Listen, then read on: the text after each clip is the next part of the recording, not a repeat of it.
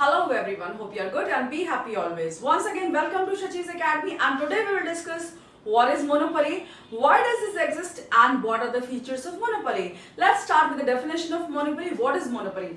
Simply, monopoly is the market where only single seller exists. That means only a single seller, there's only one producer, there's only one seller who sells and produces a commodity, and no one else can sell or produce that commodity. So let's discuss the definition first.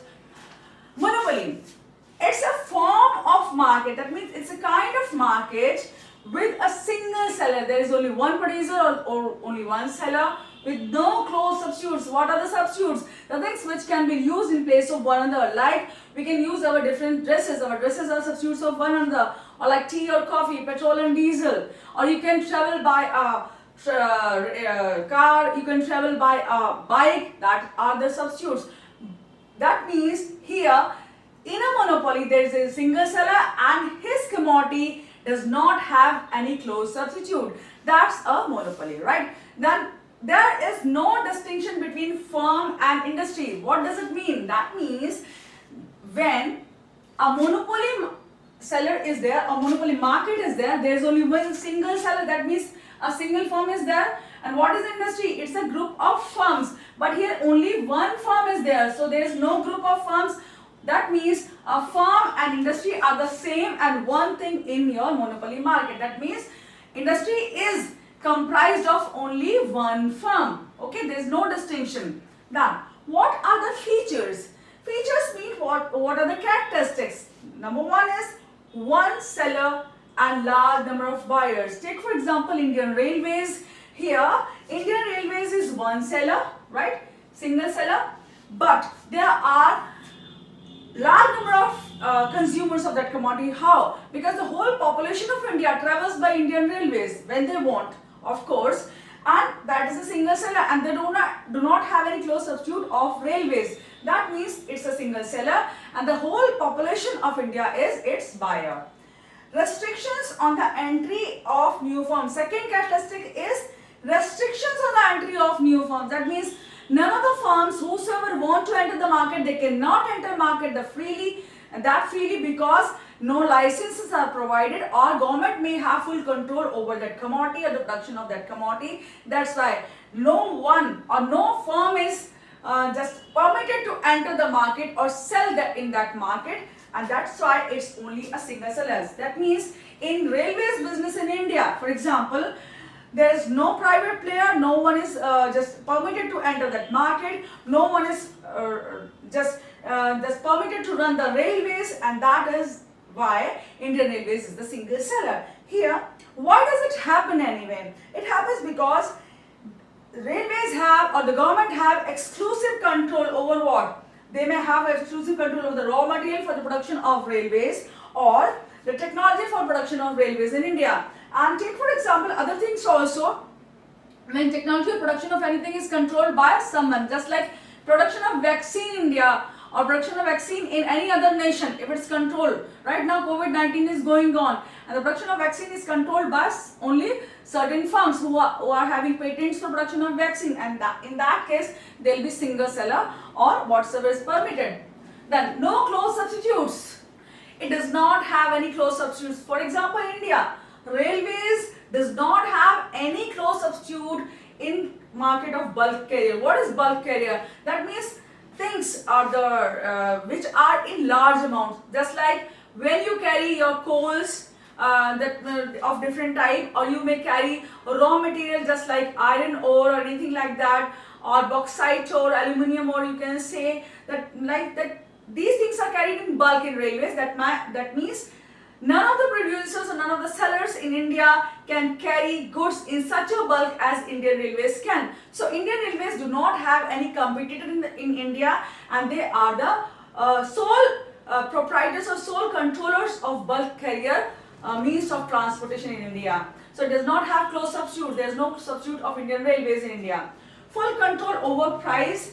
That means he is a price maker. That means they can control price. They can increase the price or decrease the price. Just like Indian Railways, they can increase the price of fares or the tickets they charge from people, or they can charge different prices from different people.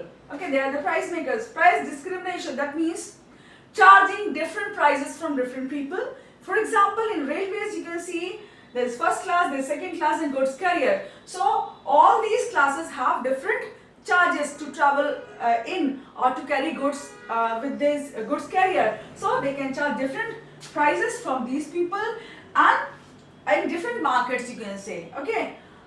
So what is the type of demand curve that a monopoly has? Monopoly has a simple demand curve. You can say the demand curve that we have studied as simple demand curve, that is negatively sloping, is the same demand curve as here. Monopoly has the same demand curve, that is negatively sloping demand curve. That means we can sell higher amount of goods at lower price and lower amount of goods at higher price. That means they have the negative relationship between price and quantity. You can see over here. We can draw it once more. Draw a large L. I have taught you always. Draw a large L. This is L. Now this is origin. Okay. And this is x-axis, that means horizontal axis. This is y-axis, the vertical axis. Here we take on vertical axis price, as you can see here, and here we take quantity, QTY.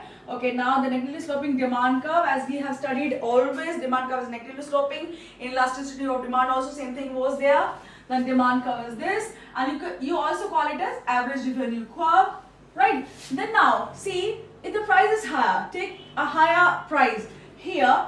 If we join it with your average revenue curve and now drop a perpendicular on your x-axis, what do you see? You can see the Q1 quantity. You can name it Q1 or anything, X1, anything like that. Okay, so here Q1 quantity is being sold. That means at higher price, lower quantity of good can be sold. Now, imagine or just assume that you decrease the price to level of P2. Here you can say P1, Q1 and P2. Now, at this price, what will be the quantity? Just drop a perpendicular, join it here. Now here, drop a perpendicular, and now what do you see? The quantity that you are able to sell now has increased. So you increase it this way. Okay. Here the increasing pattern is this, and here you will decrease in this manner. So it is increasing. Q1 is lesser than Q2 amount of the commodity or anything sales you can sell in the market. So what do you see? You can see that a monopolist can sell higher quantity of good at lower prices and lower quantity of good at higher prices. That's simple classic demand curve as we have studied.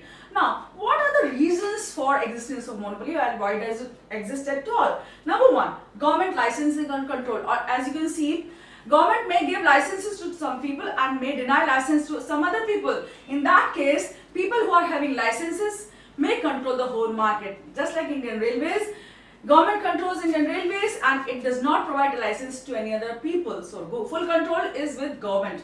Now, patent rights, just like in COVID vaccine, only certain companies are having patent rights and only they can produce, they are having monopoly over that. And cartels. What is cartel? A cartel is a group of competing firms. When they form a group and act against the interest of consumers, that is dangerous. In that manner, they are dangerous for the interest of consumers, and so government may just obstruct or just inhibit the formation of cartels, and in any case, if a cartel is formed, they can also have monopoly. That means all the competing firms join their hands together and may charge higher price from the consumers, and cartels act in this manner.